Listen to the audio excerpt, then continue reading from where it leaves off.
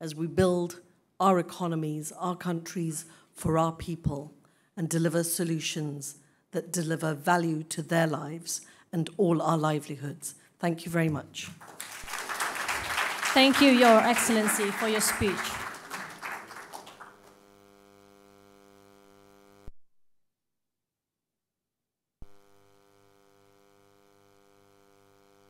Distinguished guests, ladies and gentlemen, next, it gives me great pleasure to invite Yang Berhormat Datuk Sri Haja Nancy Shukri, Minister in the Prime Minister's Department, to deliver her remarks. Ladies and gentlemen, please welcome.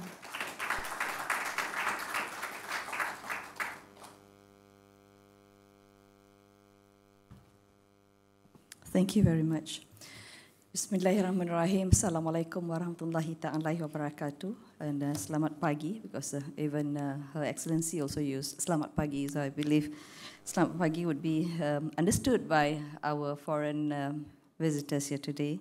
Her Excellency Vicky Treadle, the British High Commissioner to Malaysia, Yang Bahagia Professor Tan Sri Zakri Abdul Hamid, Science Advisor to the Prime Minister and Joint Chairman of MITE, Bahagia Tan Sri Tajuddin Ali, Joint Chairman of MITE, Yang Bahagia Datuk Dr. Muhammad Yusof Sulaiman, President and CEO of MITE, Bahagia Professor Datuk Asma Ismail, distinguished guests, ladies and gentlemen.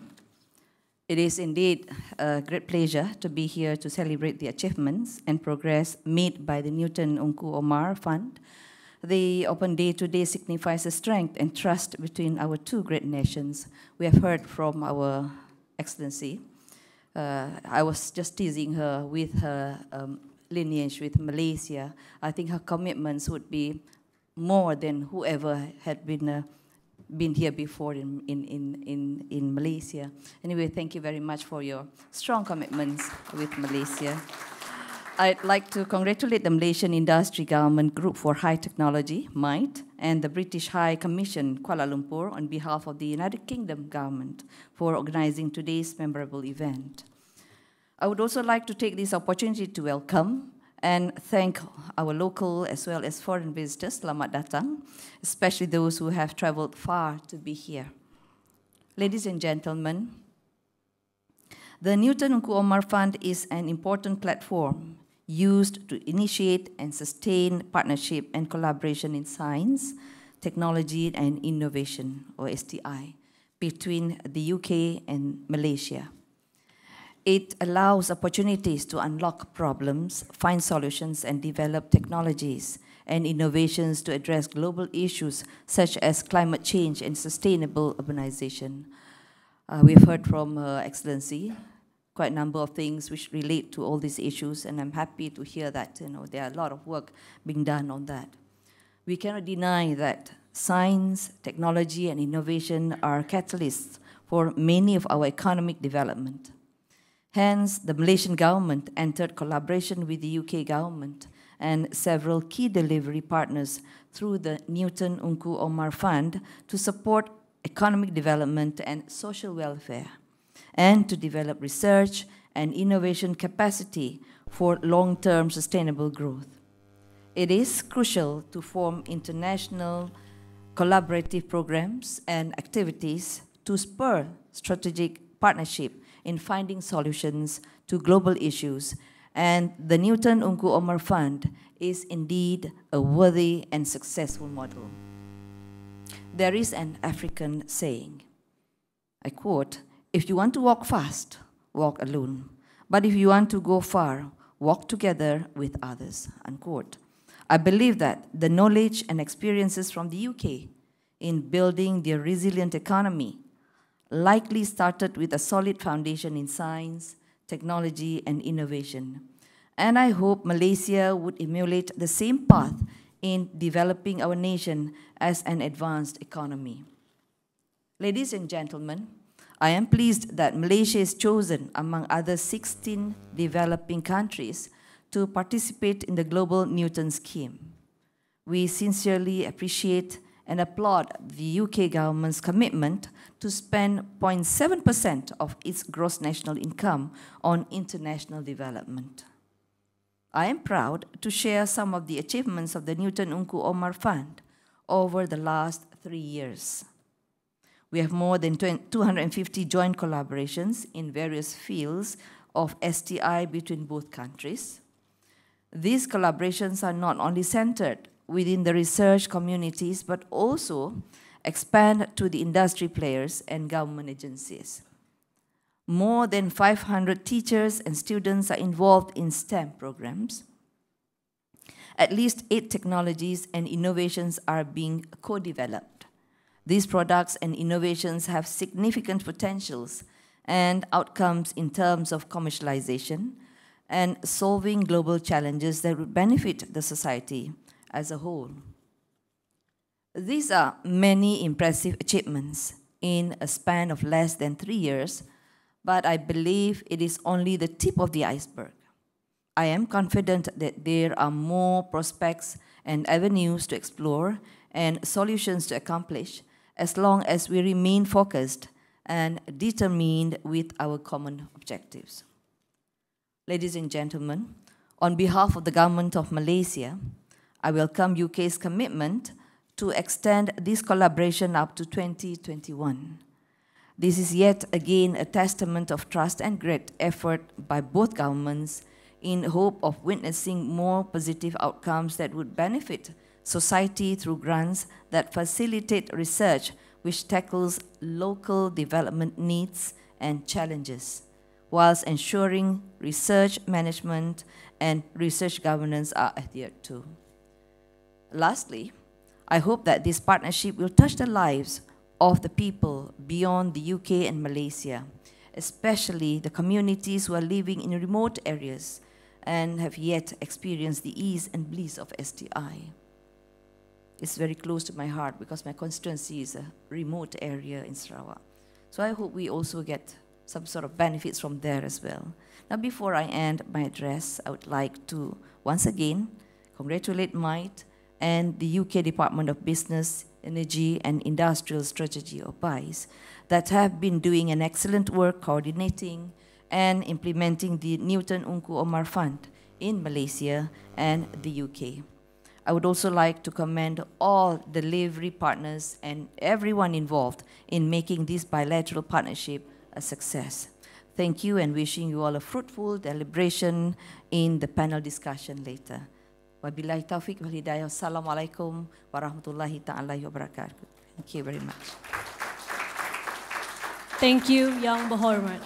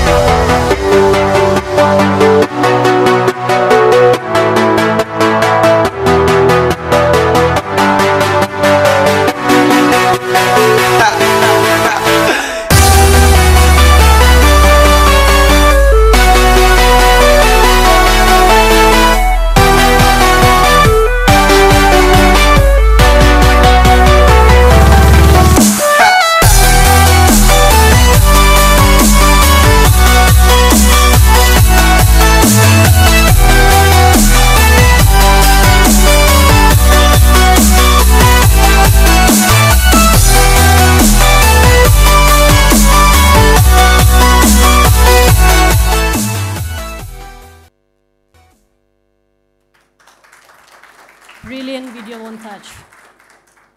distinguished guests, ladies and gentlemen. High-impact weather such as flooding, drought, and heat waves can damage economies and adversely affect communities. The Weather and Climate Science for Service Partnership for Southeast Asia is a joint scientific research program currently involving 3 partners countries, namely Malaysia, Philippines, and Indonesia. Today, we'll be witnessing the launching of Weather and Climate Science for Service Partnership WCSSP program in Malaysia. It provides great opportunity for us to build on ongoing collaborations between the UK and Malaysian organizations. For this project, 5 government agencies will be working together with Met Office UK to solve modeling and forecasting challenges in Malaysia and the region. The 5 Malaysian agencies are the National Disaster Management Agency, NATMA, of Prime Minister's Department, the Malaysian Meteorological Department, Ministry of Science, Technology and Innovation, the Departments of Irrigation and Drainage, Malaysia, Ministry of Natural Resources and Environment, the Natural Hydraulic Research Institute, NAHRIM, also from the Ministry of Natural Resources and Environment, together with MITE, will be working closely with Met Office UK. Without further ado, I would like to invite Yang Berbahagia, Datuk Abdul Rashid Harun, representing NATMA Malaysia, and Professor Simon Vosper from Met Office UK to come up stage for the exchange of the document as a symbol to formalize this strategic alliance and give as a token of appreciation. I would also like to invite Yang Berhormat Datuk Sri Haja Nancy Shukri and Her Excellency Vicky Treadle to join the 2 gentlemen on stage.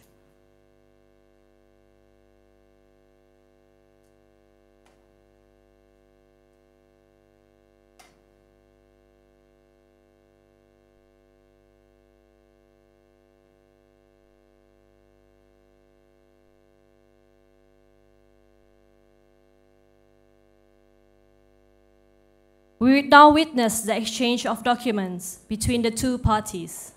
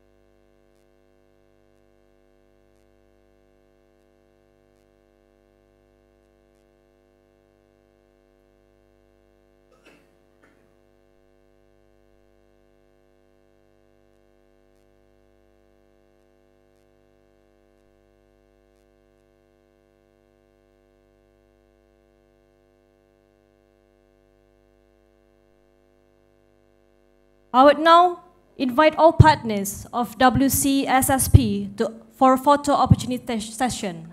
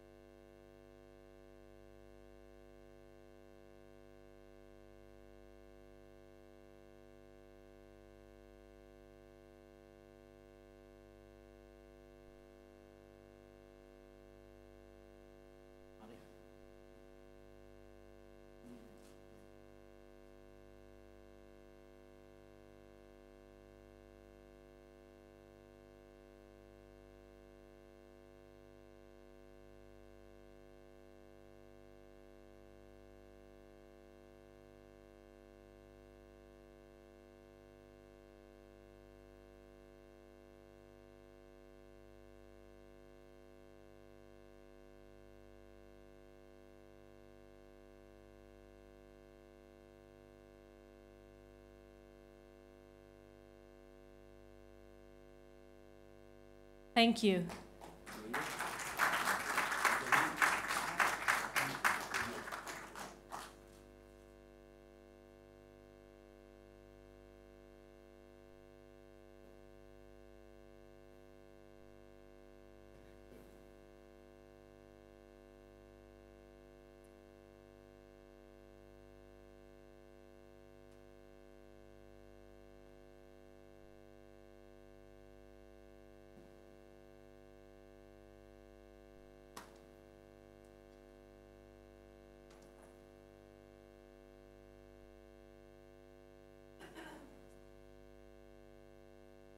Distinguished guests, ladies and gentlemen, a short video on the importance of WCSSP project and its impact to the country and the region.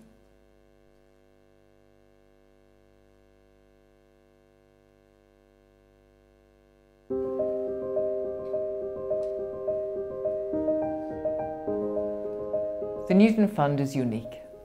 It is the only fund that is dedicated to a country partnership with selected countries throughout the globe where we and those countries agree jointly both the funding and the content of the research. So it is peer-to-peer. There is a level of engagement and decency in that I think is transformational. So with these countries, we share our thoughts on what the societal challenges are and where our expertise can help. Typically, we will look at things like water, energy, food nexus. We'll look at the turmoil caused by climate change. We will look at challenges of clean air. All of these challenges that directly affect societies, but they directly affect our society too. So working together on the science, working together on the implementation of that science can transform those countries and can transform our country.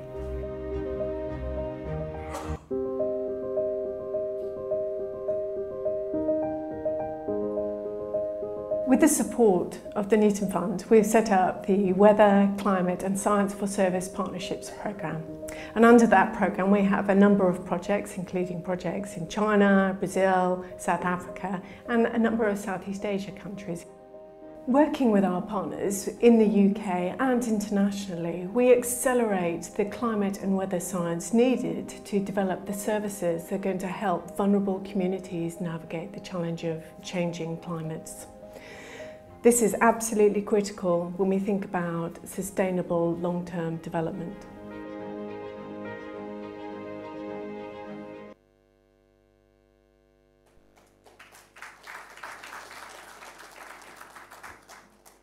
Distinguished guests, ladies and gentlemen. Today, we would also like to celebrate the success of 12 projects awarded under the Malaysian UK Health and Medical Research in Non-Communicable Diseases (NCDs) program. The Academy of Sciences Malaysia and the UK Medical Research Councils are the delivery partners for this important call. For your information, we received 88 joint proposals and 12 are selected to be awarded. Distinguished guests, ladies and gentlemen, I would now cordially invite Professor Dr. Asma Ismail, President of Academy of Sciences Malaysia, to give away the award and witnessed by Yang Berhormat Datuk Sri Haja Nancy Shukri, Her Excellency Vicky Tredal, and Yang Berbahagia Professor Tan Sri Zakri Abdul Hamid.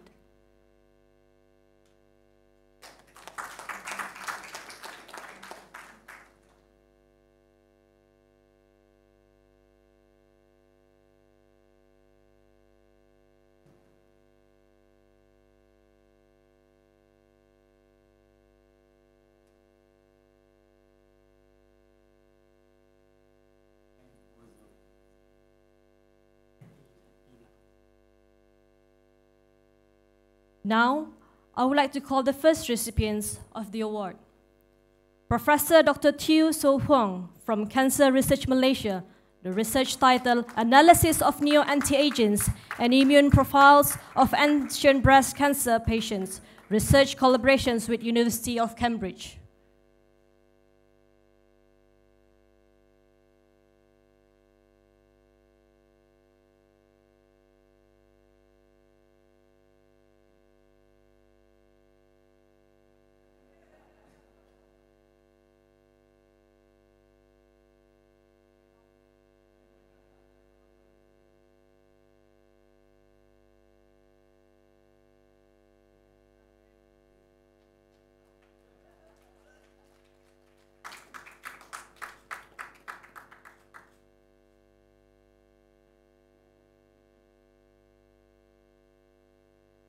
Our second recipient award will be Dr. Lim Q Peng from Cancer Research Malaysia on the research on immunotherapy for head and neck cancer, a joint research with University of Southampton.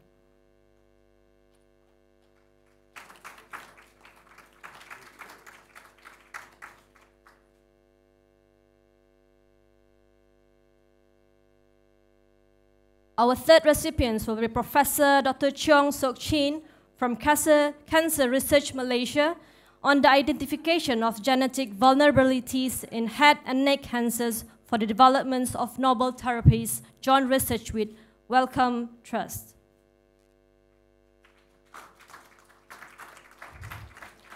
Our next recipient will be Dr. Muhammad Fairul Nizal bin Muhammad Noor from Institute of Medical Research on genetic lipid and other risk factors in early onset acute myocardial infarction in Malaysia, joint research with University of Cambridge.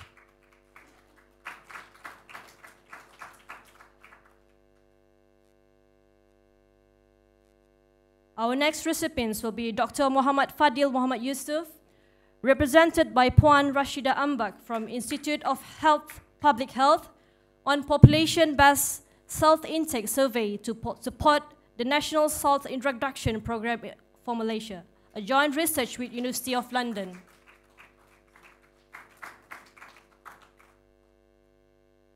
Our next recipient will be Professor Dr. Paul B. Kohn from University Kebangsaan Malaysia on improving health energy balance and obesity-related behaviors among preschoolers in Malaysia, a joint research with Roehampton University.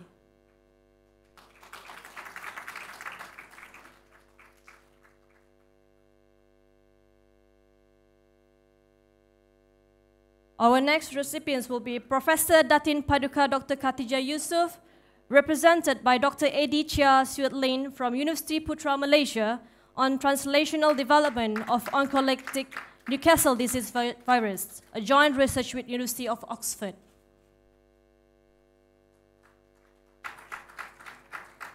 Next will be Associate Professor Dr. Hazrin Abdul Majid, represented by Associate Professor Dr. Noran Nakiah binti Muhammad Khairi from University of Malaya on diet, physical activity, and cardiometabolic health in Malaysia adolescents, a joint research with University of Bristol.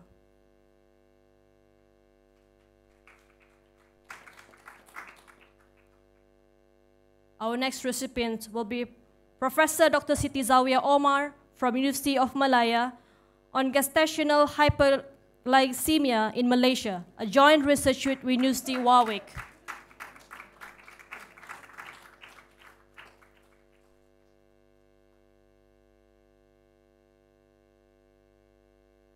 Our next recipients will be Dr. Yap Lee Fa from University of Malaya in investigating anti-tumor T-cells responses to refined vaccine-based immune therapies, a joint research with University of Birmingham. Our next recipient will be Associate Professor Dr. Tin Tin Su from University of Malaya on promoting awareness of cancer and early detection initiative in Malaysia, a joint research with Queen's University of Belfast.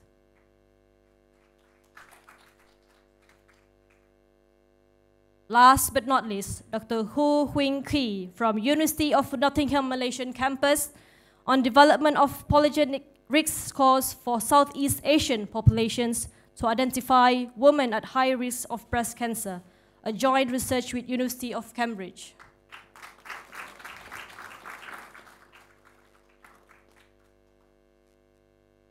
Thank you, Prof. Asma. Yang berbahagia Datuk Sri Haja Nancy Shukri, Her Excellency Vicky Treadle, and Yang berbahagia Professor Tan Sri Zakri Abdul Hamid.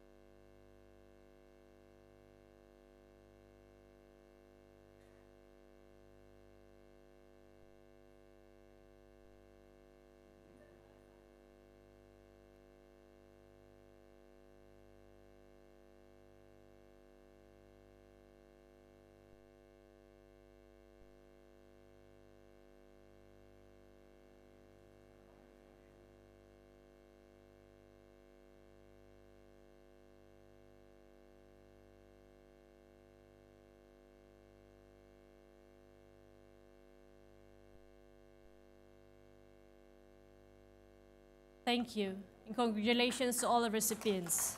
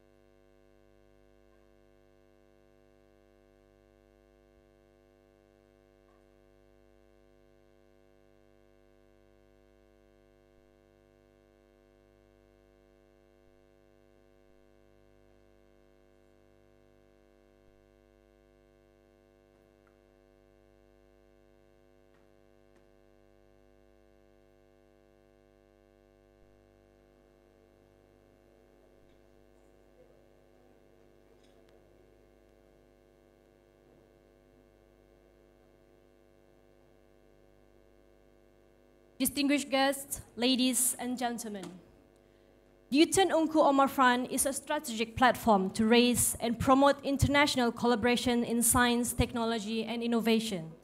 International collaborations allow cross-boundary and common issues to be addressed and tackled for the benefit of global society. Malaysia has been promoting international collaborations in science, technology, and innovation.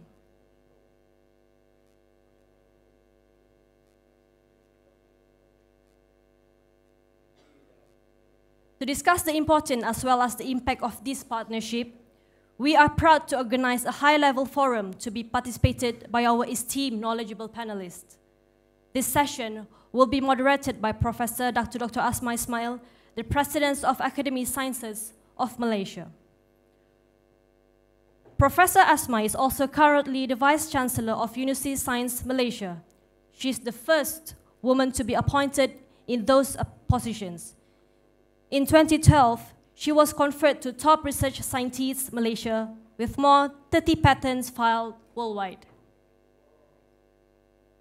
Our first panelist is Yang Berbahagia Professor Tan Sri Zakri. He is the Science Advisor to the Prime Minister of Malaysia. Professor Zakri has extensive experience in science diplomacy, both national and international levels. Moving on to our second panelist, Her Excellency Vicky Tradell, from the British High Commissioner to Malaysia. She was born in Malaysia and raised here until 8 years old.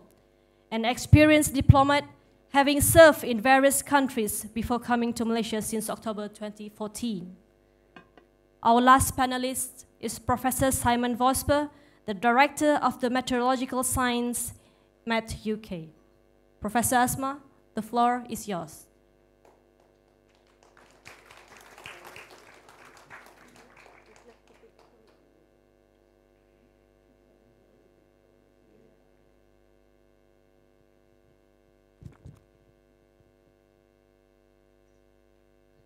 Bismillahirrahmanirrahim. Assalamualaikum warahmatullahi wabarakatuh. Salam sejahtera. Very good morning to all the distinguished guests and ladies and gentlemen. Thank you, MC, for doing the introduction. So I guess we can skip the introduction on the panel speakers for today. But first, a bit about myself, just to add to what she has said. My full-time job is Vice Chancellor of University Science Malaysia, and my part-time job is to be the President of Academy of Science. And along the way, they made me be a moderator as well. Okay, so this morning, just a little bit of housekeeping for the forum. Our forum title today is Energizing International Collaborations on Science, Technology and Innovation. And we have with us 3 distinguished panelists that have already been formally introduced. And a little bit of housekeeping. This whole session is about an hour. For the first round, we have the 5 minutes per speaker. As I ask the questions, they have 5 minutes to elaborate. And in the second round, there's 2 rounds of this. In the second round, they have another 5 minutes, and then I will open the session for Q&A. Yeah.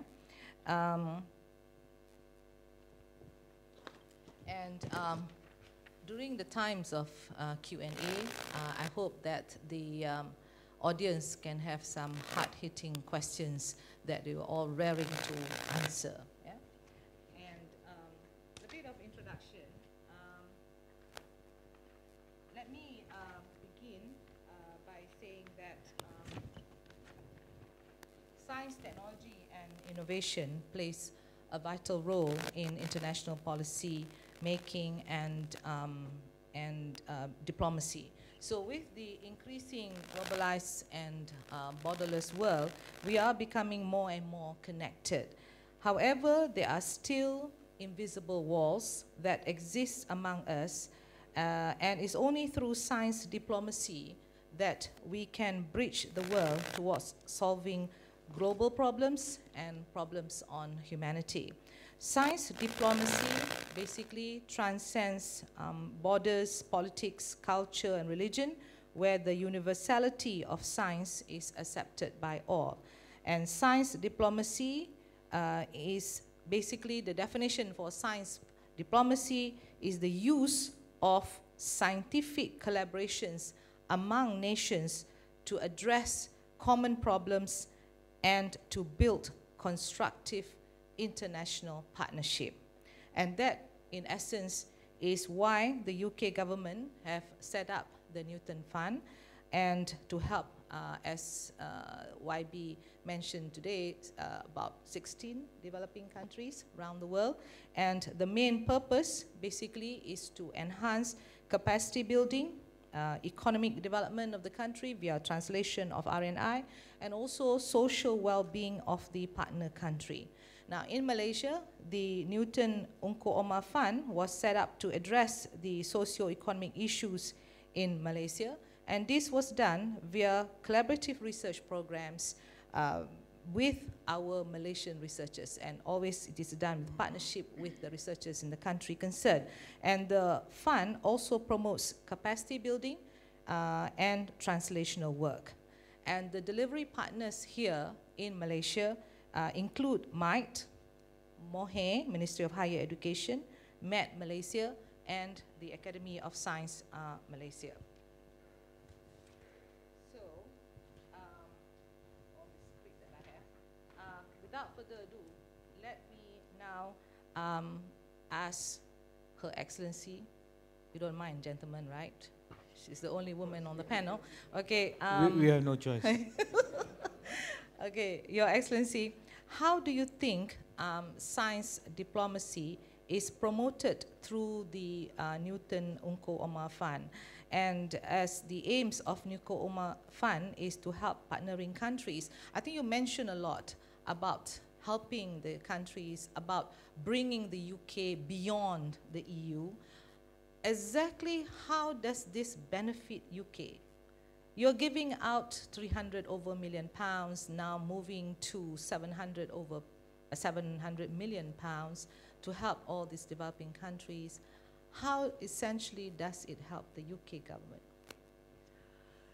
I think our motivation isn't just about how it helps our country. Actually, it's about our sense of global responsibility as a global citizen, a global nation. So partnership and cooperation and collaboration are at the heart of what we're doing. And when we talk about having strong bilateral relationships with countries overseas, it's not just the government to government, the political relationship. It's about the broad spectrum of our relationship. So how do we connect with countries on science? and then everything that flows from that, healthcare, education, knowledge, skills. Of course, we have other programs and initiatives, our defense engagement, where we collaborate here with Wisma Putra on some of the big global agenda issues, what we do at the United Nations together. So we see this as part of a broad and deep relationship, so that our relationship with Malaysia is across all Malaysia's interests. That way, it is not about what we can sell to Malaysia or what Malaysians can invest in the UK, but actually what we mutually achieve together. So that when we talk about having a special and close relationship with Malaysia, there are real solid foundations to that statement. Now, of course, with the Newton-Ungku Omar Fund, the intention is that there will be outcomes and outputs from the joint collaboration research. And I think you saw and heard in my speech, and you saw in the video from the colleagues in the UK at our Department for Business, Energy, Industrial Strategy, and the Met Office. Nowadays, you know, disease does not recognize borders. Extreme climate conditions does not recognize borders. These are things that have a global effect. So by working together and finding solutions, it's not just about the solutions for Malaysia or Britain. It's actually, as YB Nancy said, solutions that can help other countries too.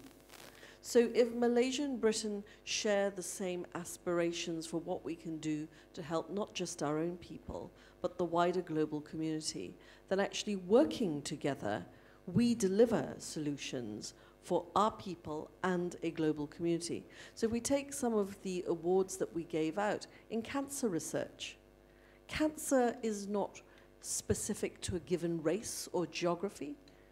There might be some cancers that are more prevalent in some regions, but they still manifest themselves in a range of countries around the world. And, you know, Malaysia's aspiration to deliver new solutions in science, if Britain can be a partner in support of that, then when we talk about partnership, when we talk about our deep friendship, these are not hollow words, but words with real substance behind them, because these are things that we have done together and we have delivered together. We call it science diplomacy, but sometimes people ask me as a senior diplomat, what is diplomacy all about?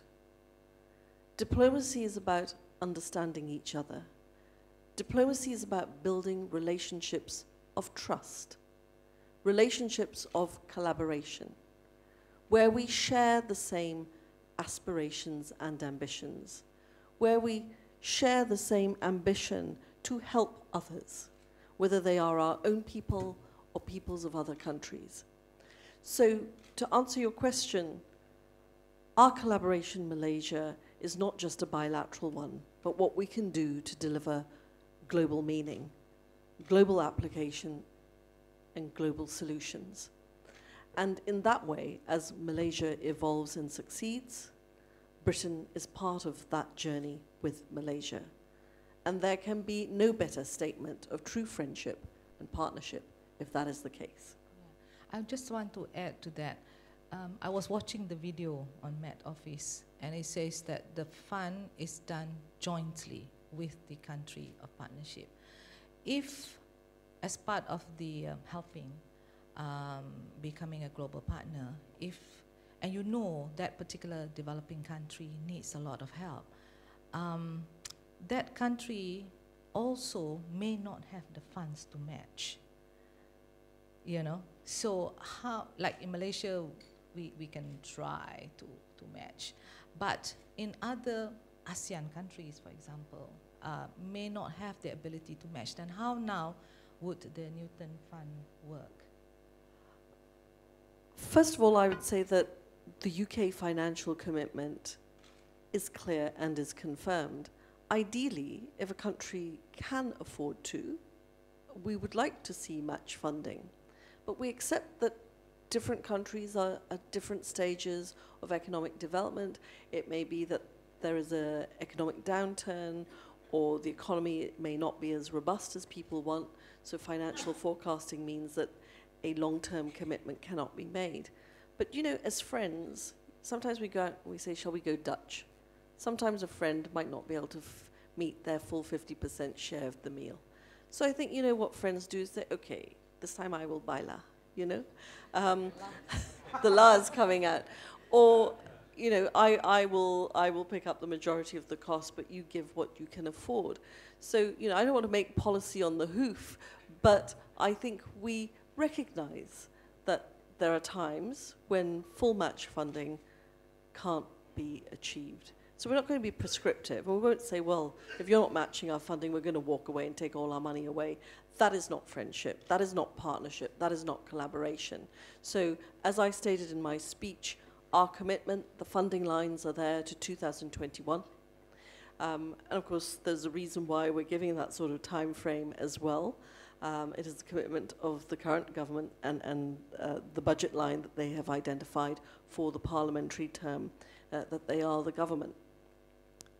But I think, you know, this is an initiative that is too special, and I suspect will transcend politics and types of government that we may have. And I would imagine that it is the kind of initiative that any flavour of government would support, certainly from a UK perspective, in the coming years. Thank you very much. I'll go now to Tan Sri Zakri. Tan Sri, as one of the previous members of the UN Secretary General Scientific Advisory Board, how do you see Malaysia contributing to science diplomacy? Thank you, Professor Asma. Let me at the outset address the question of science diplomacy, because we are in the company of the good ambassador here. You know, it's not very often that scientists and diplomats sit together or in the mode of being the best of friends.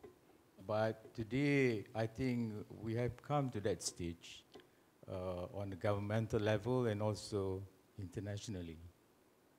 I say this because science has always been in the business of establishing truth. You agree with that, Chair? But you know, the 17th century diplomat, Sir Henry Wotton, I think he's a British, famously defined an ambassador as an honest woman sent to lie abroad for the good of her country. That's from the British, you know. And I meant this in a good-natured way. Definitely, Wiki is never going to lie about anything. So we are in the best of times.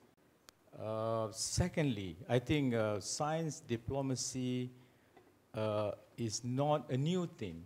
In fact, it is quite old, and the role of science also is very old. In fact, in my notes here, the Foreign Secretary of the Royal Society was appointed in 1723, 60 years before the appointment of the first Secretary of State for Foreign Affairs. That's the equivalent of your Minister of Foreign Affairs. So you can see that linkage has always been there for a long time, and science has played its role for a long time in science diplomacy.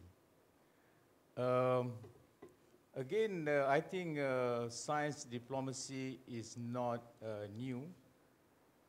Let me just address a few things on this. And this is to support the chair's definition of science diplomacy.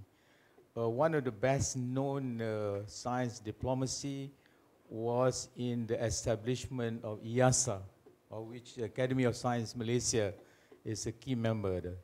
IASA is the International Institute for Applied System Analysis in Vienna, and established during the Cold War when the Soviet and the Americans were at loggerheads with one another. That is a fine example where Soviet scientists, American scientists, and others collaborate on many ways of, for scientific development. And recently, I think as recent as May, some of you must have heard of the Sesame project. This is the project, the synchrotron in the Middle East, in Jordan, where it's unheard of. Scientists from Palestine, Jordan, Iran, and Israel who are collaborating on basic science. Can you imagine that? Of course, nearer to home, Malaysia is part of the team, along with the Academy of Sciences, I think, in Antarctica. But finally, to address your question on how Malaysia sees its role in science diplomacy, let me give you one quote here. Many of the challenges we face today are international, and whether it's tackling climate change or fighting disease, poverty reduction, or tackling food security, these are global problems. That's why it's important that we create a new role for science in international policy making and diplomacy to place science at the heart of the program on the international agenda. That quote, Your Excellency, is from your good former Prime Minister, Right Honorable Gordon Brown. So I'm doing some homework for this panel, to share some of those ideas. But at the heap of it, I think this is the time where science has never been recognized as a partner on the table. For a long time, it has always been the diplomats who are negotiating at the international levels. And through the impacts of the IPCC, International Panel on Climate Change, who highlighted the dangers of global warming, and they won the Peace Prize some years back.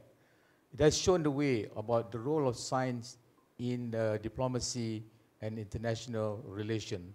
It's been followed by the Intergovernmental Panel on Biodiversity and Ecosystem Services, of which I was the founding chair. And finally, the UN Secretary General's Scientific Advisory Board, 26 person, 23 men, 23 women. Again, on gender, I was told that when Ban Ki-moon was Secretary General, he sent back the list 3 times because he wanted to see an equal number of representation, which is good, really.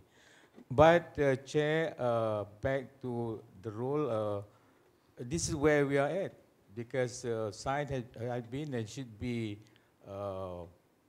collaborating together with the diplomats and the policymakers in trying to make a better world. Yeah.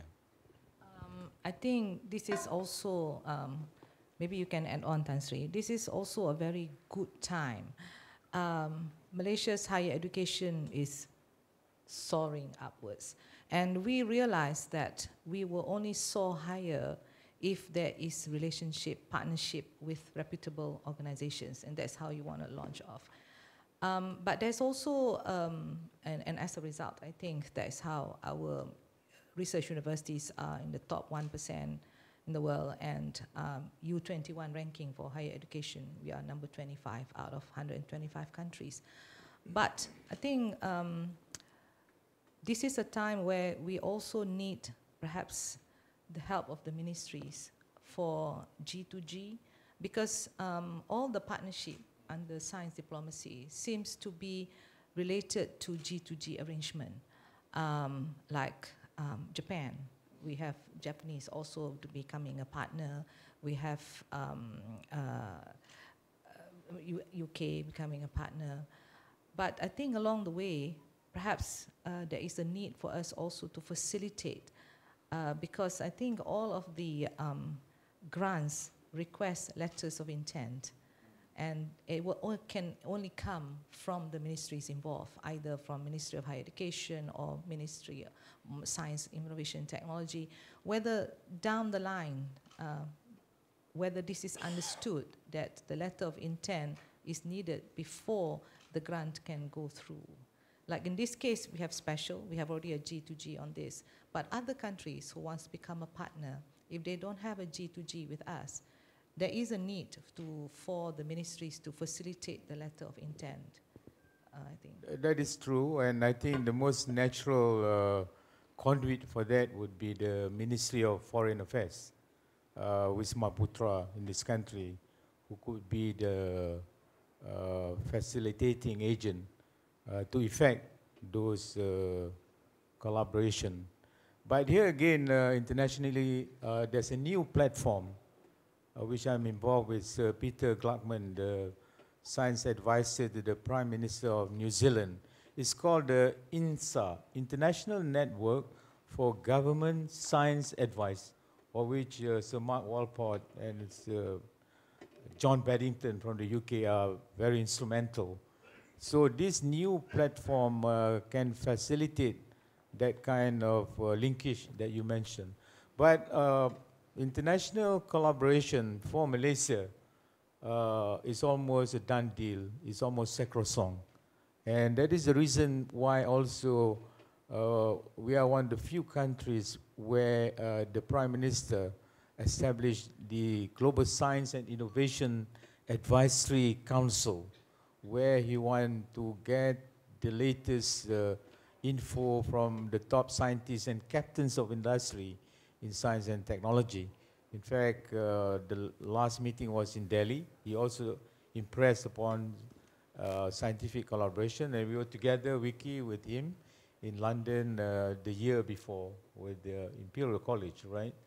So I think for a small country, or even bigger ones, or the biggest one, they cannot live in isolation. The key word is collaboration, international collaboration, and that video from the Met speaks well. And that collaboration, the best way is not a donor and recipient kind of relationship. It should be on an equal basis. That is the reason also why Malaysia, right from the word go, was proud to participate in this Newton-Ungku Omar fund on a dollar for dollar basis. Because I was informed at some stage, due to some economic problem, there's some ups and downs. But as a matter of principle, I think we would like to adhere that, notwithstanding your comments about some countries not able to play ball, you know? Yeah. Okay, I will move on now to, thank you, Catherine. Professor Simon, as the Director of Meteorological Science, can you explain the kind of work that has been done by your organization? And in your opinion, why is it important to work internationally on transboundary issues like changes to weather and climate patterns that we are seeing now? Okay, thank you. Before I answer the question, I'd just like to say thank you on behalf of both the UK Met Office and the broader UK scientific community for having us here today. It's a very exciting time for this project and to see the launch. I'd also in particular like to thank the Foreign and Commonwealth Office and the team there and our partners here in all the hard work they've done so far to get us to this stage where we could launch today. It's fantastic to see. I know there's been a great deal of work behind the scenes to get to this point. So, in answer to the question, the WCSSP Southeast Asia programme, as we've heard, is aimed at developing capability to provide the services required for better advice about the impact of severe weather, therefore supporting resilience, enabling sustainable economic development, saving lives and protecting property. They're the important goals. But in terms of boundaries, severe weather knows no boundaries, of course. And if you think about the Southeast Asia region in particular, the impacts and the weather phenomena we see, the really important things, are common across the whole region. So severe thunderstorms and flash flooding, extreme precipitation, wind damage, landslides, storm surges, these occur broadly across the region. And this is why it's so important to, of course, working with Malaysia is extremely important to us, but broadening it out and looking at the Southeast Asia region as a whole is the way to tackle these challenges. So the capability to provide the kind of advice that's needed for emergency responders and to inform economic policy is really underpinning scientific understanding of severe weather and how it works, the conditions under which it occurs, thunderstorms, for example, and then developing the tools required to be able to do the prediction on the right timescale. And in numerical weather prediction and in climate prediction, this is done by big computer models. That's the state of the art. So I'm very proud to say that the UK Met Office and more broadly the UK atmospheric science community is at the front end of developing those tools and those models.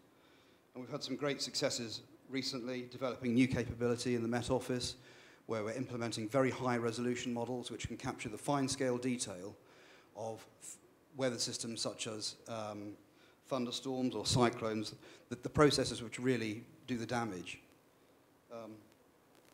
So these models are being used both in the UK and internationally and in partnership to understand and predict the risks associated with high impact weather under a changing climate. I thought I'd just illustrate some examples actually from the Newton Fund, some of our other UK Newton Fund projects, how we're using these models in partnership. It gives a flavour for the kind of work that will go on under the Southeast Asia project. So a very good example is we have a strong, well-established climate science for services partnership with China, where we're working with Chinese scientists to model and understand extreme weather associated with the East Asian monsoon. That project has also developed very novel and exciting methods for determining the risk of drought or other extreme weather events such as extreme winter rainfall at a regional scale. And these tools can be used and applied more generally for other regions.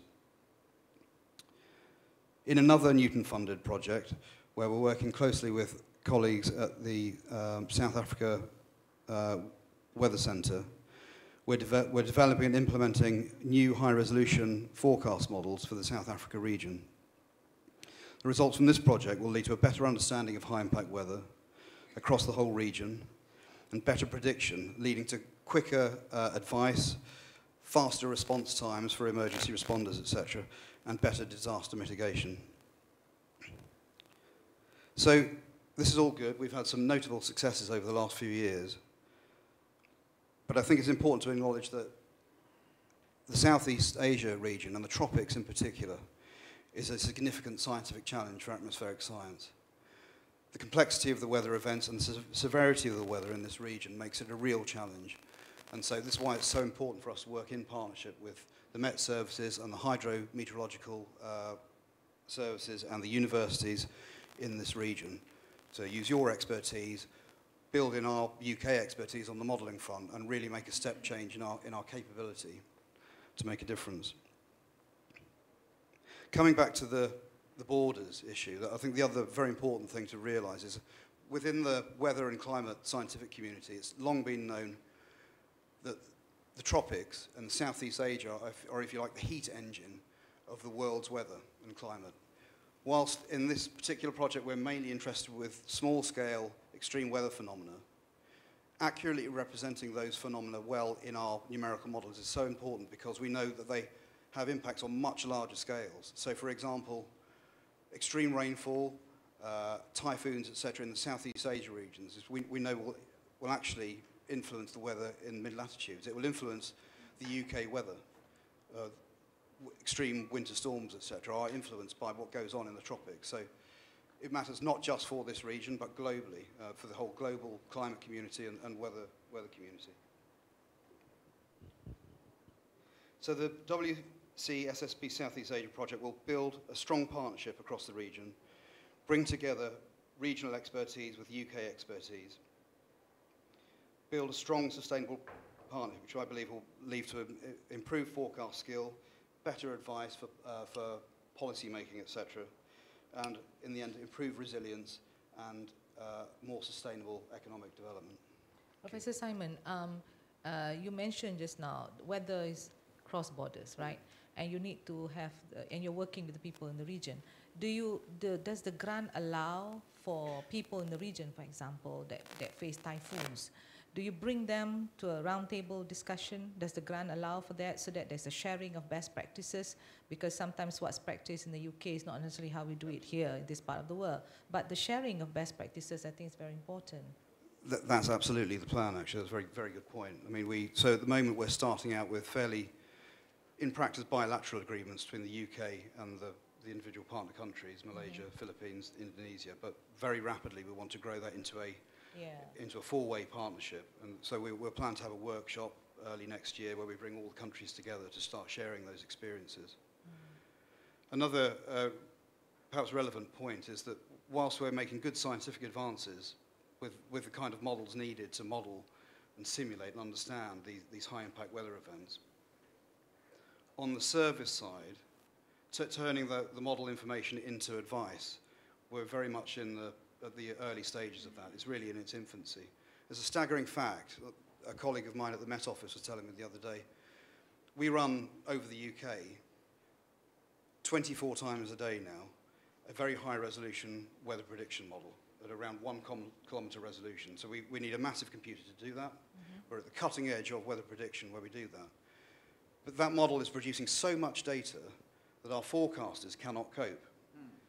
There's so much data that a human cannot simulate that kind of information and use it. And I was told, of all the data, the terabytes of data that each model run produces, we're only using 1% of that data when we produce a forecast. So you need data analytics to be done.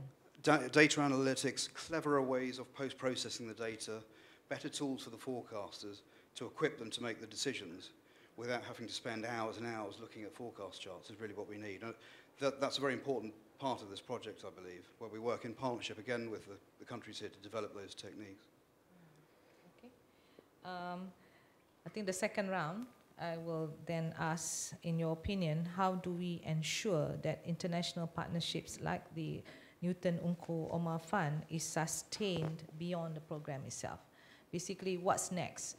I mean, we have now the collaboration in order to do research, and I think you have got all the 4 or 5 areas that is of digital, creativity, economy, agri-tech, health, climate change, all that. I think there are good areas to help. But what is beyond this? What happens after 2021? Do we still continue in this relationship? Do we bring further, what's next with this? Shall I start? Yes. I think we have to answer that question together, not just with Malaysia, but the other countries that we have Newton Fund programs in. So if I was thinking, what are the possible scenarios? Now, obviously, we've identified 3 or 4 key areas of work for this next period. So one scenario is that we all think this is a good thing, but the success of what we have delivered means that the initiatives delivered are sustainable in their own right, not least if we're looking at commercial outcomes.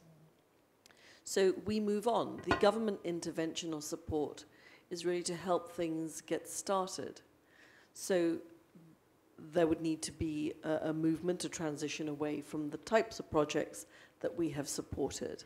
And then maybe identifying other new areas of support. Equally, whether or not funding is the way to continue, are there different models of facilitating the sorts of partnerships? I suspect the institutions that have worked together, UK, Malaysian, collaboratively, quite like it and think, well, why don't we continue doing this? We don't need the Newton-Ungku Omar Fund to be the catalyst for us to do so. Actually, our joint research will continue because we've delivered success that may well have translated into commercial outcomes. So why don't we do this for ourselves? So I see a path that way as well. I believe the way the British government is sort of seeing the future And again, going back to my point, it was wonderful that you used the Gordon Brown reference, because it underlined my point that I think initiatives like this will be bipartisan from the sort of UK point of view. We're looking at a whole range of funded programs that we have. It's foreseeable that in some point in the next year or two, we will bring them all together as a single sort of UK government fund to work in collaboration. So not specifically on science, it might be in other areas, for example. I don't know, but I'm just sort of sharing the kind of scenarios that might emerge. But I think inherently, we believe in doing this kind of stuff. And as long as our partner governments want to continue working with us, we will do so. But we will find new frontiers where the government support helps as a catalyst to transform things. And as the example I gave, you know, institutions that have worked together will choose to continue to do so despite government funding.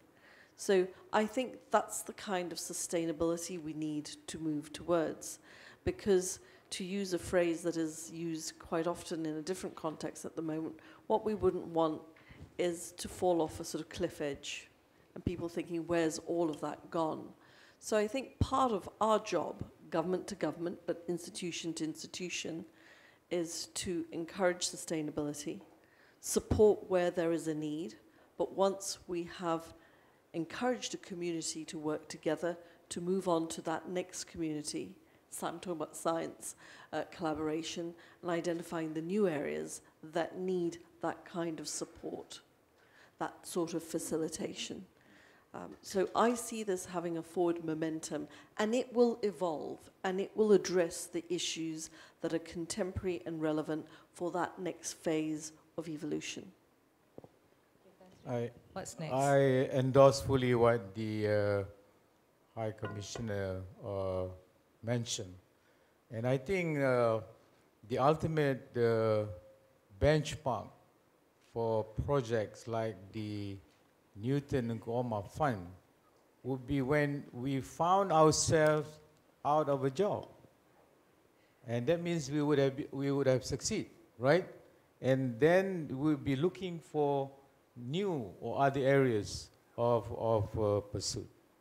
But along the way, I think for a country like Malaysia, one of the things that I would like to see is the upskilling of skills.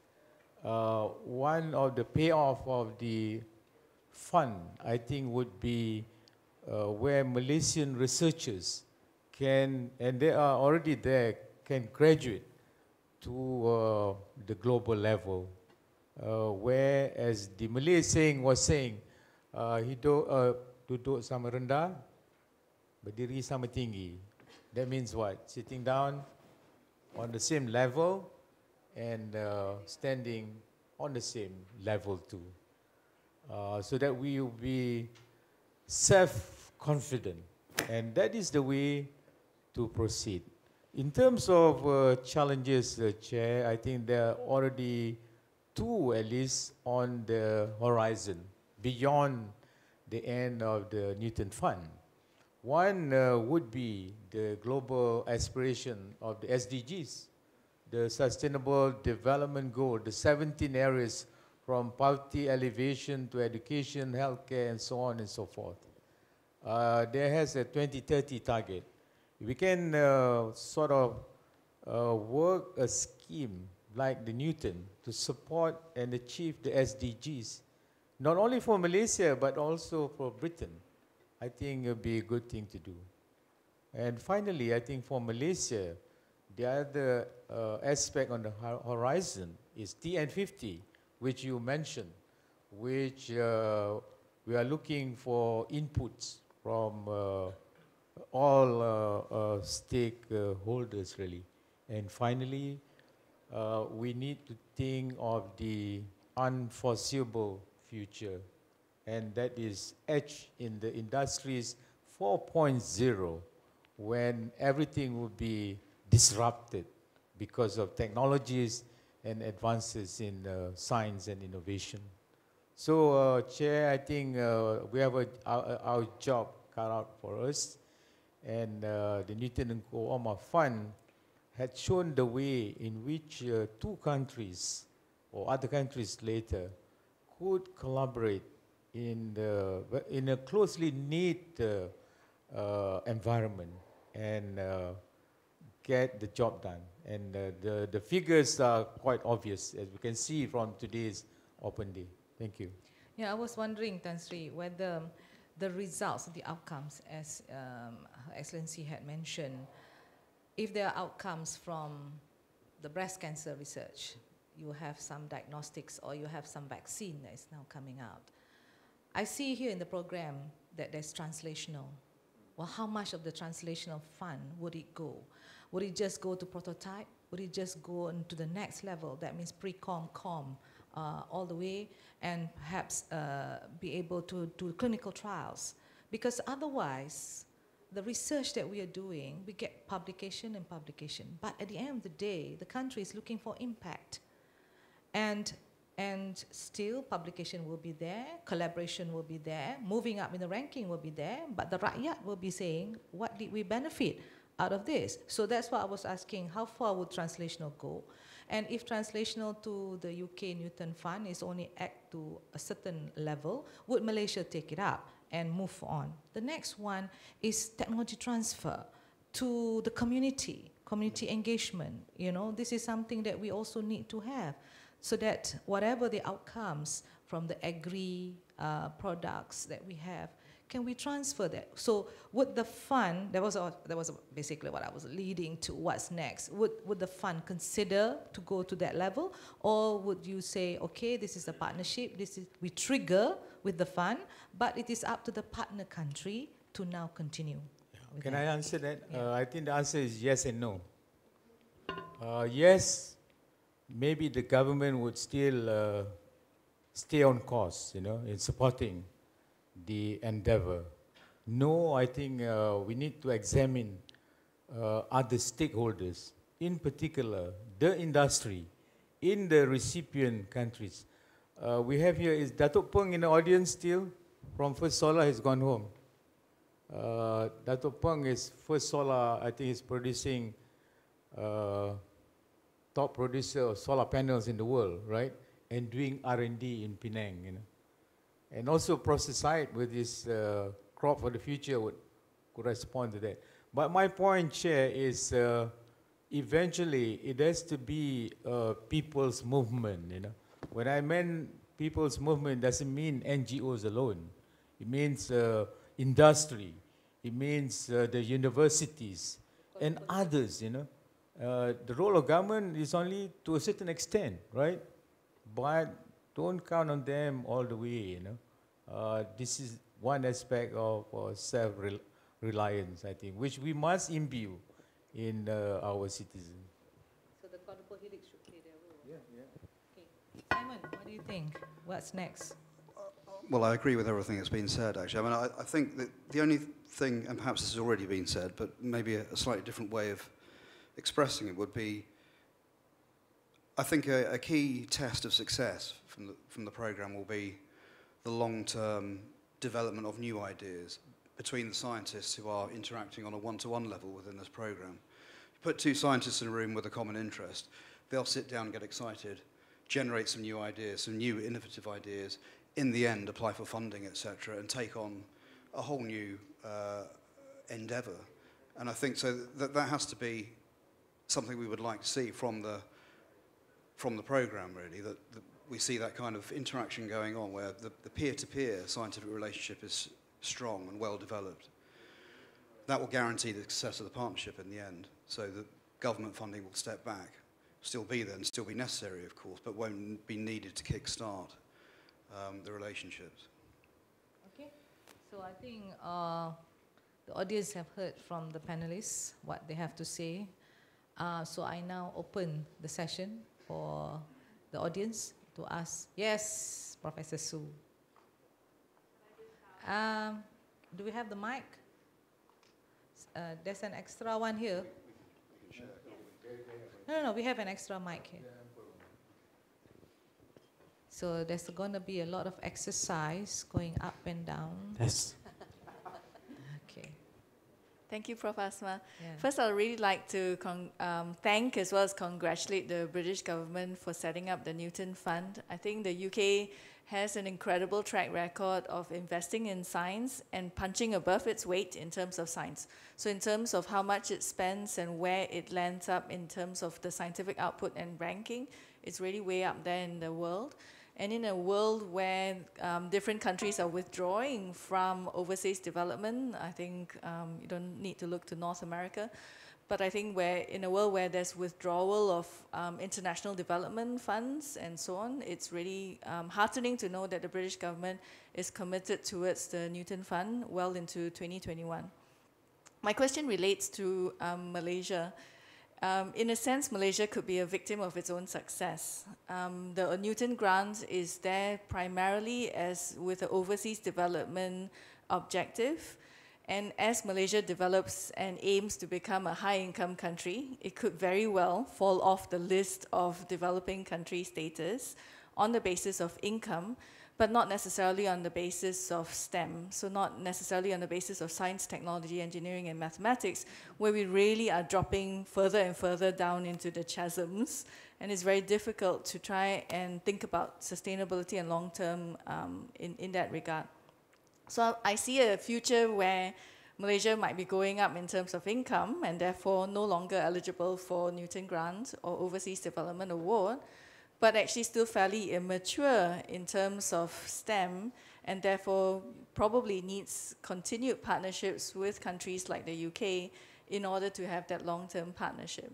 So I would like to ask both Excellency as well as Tan Sri what your views are on this. Perhaps Malaysia should continue to be UK's best friend in the region because we are still your best friends. We still speak the best language. We still have the greatest partnerships and friendships with the UK. And beyond just an overseas development objective, perhaps it's that diplomatic as well as opportunity for UK to launch into and show leadership in Southeast Asia that Malaysia should retain its best friend status. Well, I think Malaysia will retain its best friend status, but as we all know, friendships and relationships need work on both sides. So we have to both continue with the energy and commitment that we have had in recent years and to keep that momentum going forward. Look, I can't predict what happens after 2021. I want Malaysia to be economically successful. I want the share of wealth to be more equally spread across this country. And of course, your point about being a victim of success, you know, by 2021, we will have to see where Malaysia has arrived. Hopefully where it wants to be. But of course, then that means, will you still qualify for some of our ODA-able funding? I don't know the answer to that, but if you do, then we will find ways to continue to deliver programs here in our mutual interests and in our broader interests globally. If you don't, then we need to think what else it is we can do.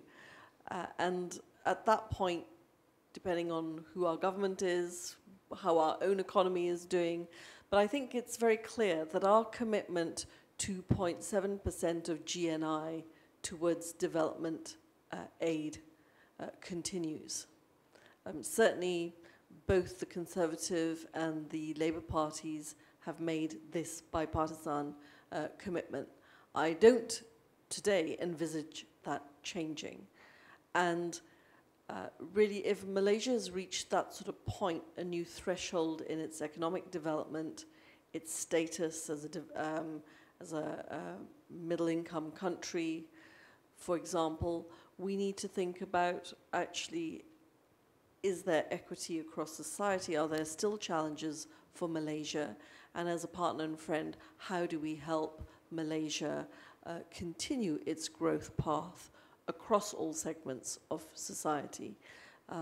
So we shall see when that time comes. And I think the point I made in my speech earlier today, and I don't want to scare people when I was referring to my successor. I'm not going anywhere just yet. I'm here for at least another 20 months. But for me, you know, it is important that we have a continuity of a relationship. It is not dependent on a personality. And I think Simon and I achieved that and the transition. And I want to achieve that with whoever replaces me.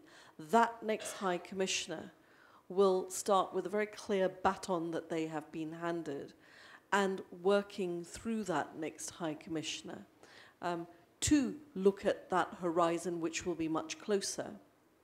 What happens beyond 2021 with our own Newton-Ungku Omar Fund team at the British High Commission? What is the future work that we can evolve to? And a new member of my team, Kabir, stand up. And actually, Izza, you should stand up too. But Kabir heads the team within which our, yes, come on, don't be shy, within which our Newton team that Izza leads. But Kabir heads a team called the Prosperity Team at the British High Commission, where actually we have a range of other funds that he spends his working life. He's only been with us 2 months, but bidding for other programs. So we want to be creative and imaginative. And you can sit down now. So you guys know who they are. You can go and nobble them and ask them more detailed questions. But if it's not the Newton Fund in the future, are there other program funds that are appropriate to, you know, around sustainable growth and things like that? So we shall see. So I'm not going to give you a promise, but I'm going to give you a direction of travel and a commitment that we want to find ways to maintain a strong partnership with Malaysia. Agree. I also agree that the Newton Fund should not be personalized. I also mentioned in my intervention just now that this is a fine example of science diplomacy. During dinner last night, I told the ambassador that on one flight from London to New Delhi about 3 months ago, on the same flight was Mr. Cameron, David Cameron, who is now a private citizen on the way to India. The first question he asked when he saw me was not, how's Mr. Najib, but he said, how's the Newton Fund? You know, I was surprised. But we shouldn't be surprised because this is a sort of a brainchild from the two of them when they met. And one of the items in the communique is to promote science and technology between our two countries. Secondly, I think it's a good example, but I wanted to respond to your words of thanks to the British government. I think let's ponder, you should also thank the Malaysian government who put in a one-to-one contribution to the Newton-Ungku Omar Fund, you know. Yeah. Because whatever we think of the government of the day, I think they have their heart in the right place. And to get that is not easy. I was also surprised when the Prime Minister said, we will complement the British contribution on one-to-one. Okay? So, and thirdly and finally, you mentioned about STEM. That is also a concern for all of us. Professor Asma and her Academy of Sciences Malaysia. But as my good friend Tan Sri Tajuddin always reminded me, this is not an issue to be solved next week. It's an intergenerational problem. And if you look at the blueprint, the education blueprint, there is a host of strategies that we need to undertake so that we can turn it around, the STEM imbroglio, you know. So I hope you and all the others would stay the course and help us make this country a great nation that we all aspire that it should be one day. Thank you. Any other question? Yes.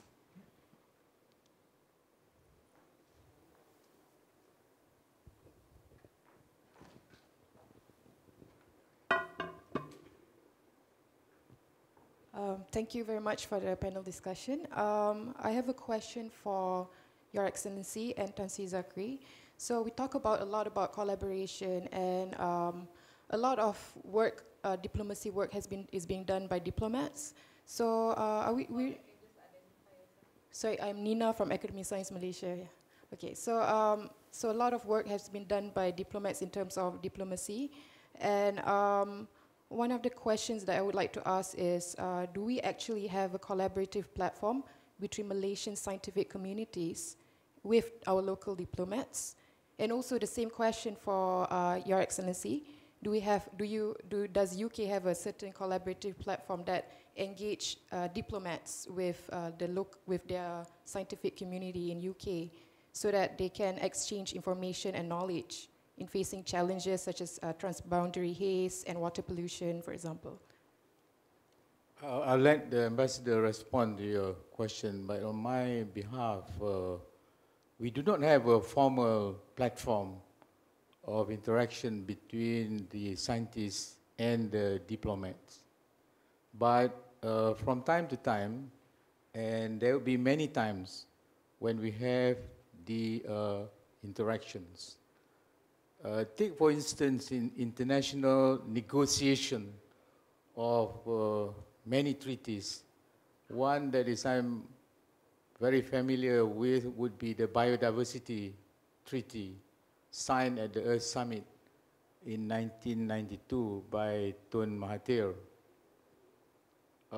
There was an ongoing dialogue between the diplomatic corps and the scientific and government officials.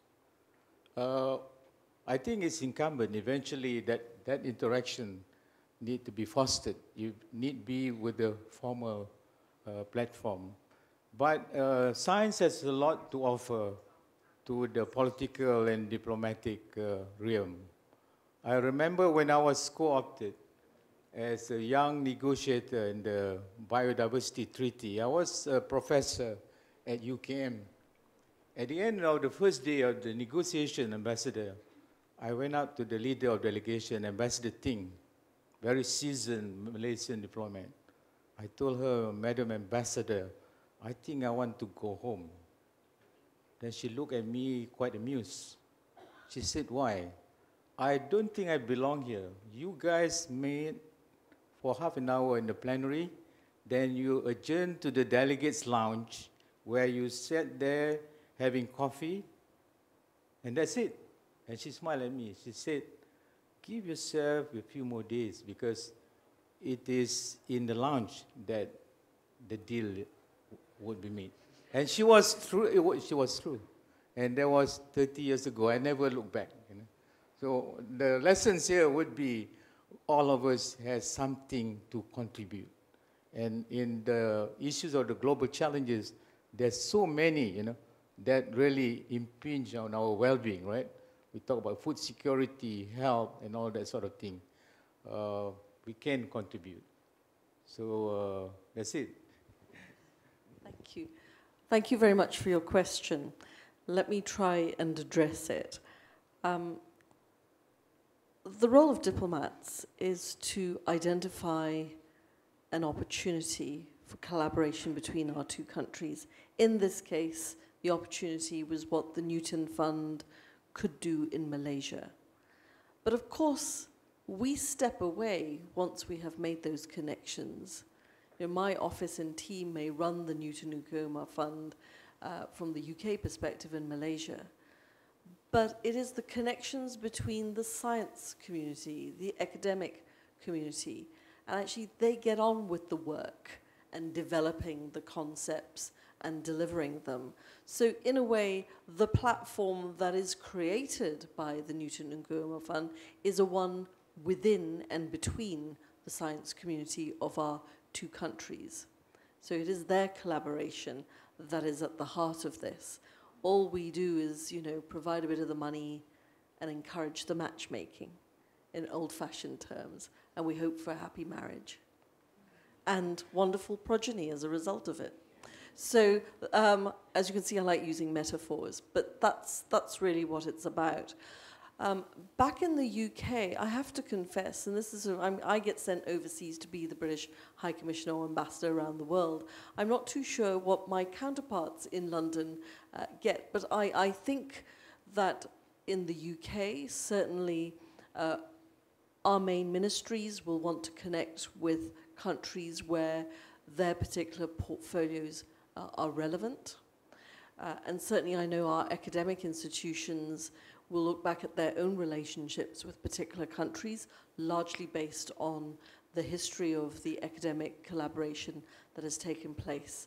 And a lot of my fellow diplomats in the UK do travel to some of our great research and visit our great research universities, partly probably to do similar things that I'm doing here, which is connecting their academic research institutions, their science communities with that in the UK. Because, of course, we didn't invent this with the Newton-Ungku Omar Fund. Science-to-science research is seen as a key pillar of bilateral relationships. So I think for us, it is about facilitating those connections. The G2G bit is providing some funding that encourages collaboration and facilitates it. But I would also say that we, in a modern age where we're more enlightened, understand that we need the scientists to support our global diplomacy work. And I think if you look at our work at the World Health Organization, our activity at the Paris Climate Conference, Sir David King was our climate change advisor, of course, who's a renowned scientist in the field himself. So nowadays, you know, what is a diplomat? There are people like me, but when we realize we're not expert and we need the expertise from the science community, we will invite them to come to be part of the delegation, to be part of the negotiating team. Because if we don't, we will fail, because career diplomats are not experts in every field. But we need to have the knowledge, sufficient knowledge to know what is the expertise we need and to bring it in from the science community where that is the case.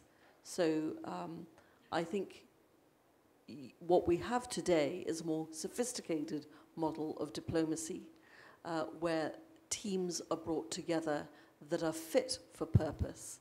And if it includes scientists, because that is what we need, if it requires people with medical knowledge. Look at our work, Britain's work on combating the Ebola outbreak in Africa. That was a combination of British diplomats making the arrangements to bring our teams in. It involved our armed services, for example, our Navy coming with equipment and personnel, and of course, our medical people from great institutions in the UK, familiar with these sorts of dreadful tropical diseases, and creating a team to deal with that. Was Ebola a response to a humanitarian crisis? Yes, it was, but it was also a huge British diplomatic effort. I think time is not on our side, and I believe we all agree that we've got a very good discussion this morning on the Forum of Science and Technology in Partnership. And I think I would conclude by saying that collaboration is the way forward. Tomorrow is about collaborative economy. Knowledge is now going to be the currency of the future, no longer money. And therefore,